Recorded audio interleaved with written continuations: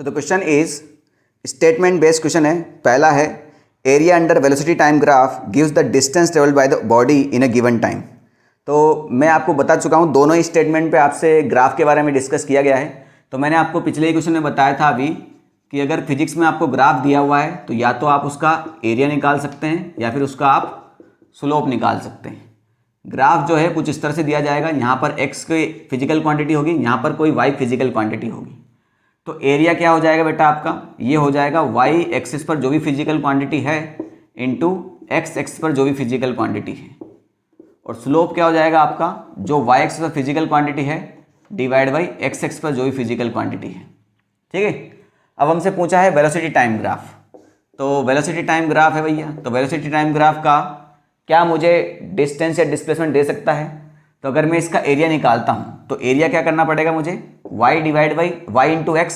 तो y पर है वेलोसिटी और x पर है टाइम। तो वेलोसिटी क्या होता है बेटा आपका, displacement divide by time into time. Time से टाइम गया तो क्या निकला आपका, डिस्प्लेसमेंट। मगर आपसे इसमें क्या बोला है कि area under velocity time graph will gives distance. नहीं बेटा, वेलोसिटी टाइम ग्राफ का एरिया आपको डिस्प्लेसमेंट देगा, डिस्टेंस नहीं देगा। यानी पहला स्टेटमेंट तो आपका फॉल्स हो गया। पहला स्टेटमेंट क्या हो गया आपका, फॉल्स हो गया। ठीक है, अब सेकंड स्टेटमेंट देखते हैं। अगर यहाँ डिस्टेंस दे रखा होता तो ये भी ट्रू हो जाता। सेकंड है area under acceleration time graph is equal to the change in velocity in the given time. तो एक्सेलरेशन टाइम ग्राफ भी बना लेते हैं बेटा। ये हो जाएगा आपका एक्सेलरेशन और यहाँ हो जाएगा आपका टाइम।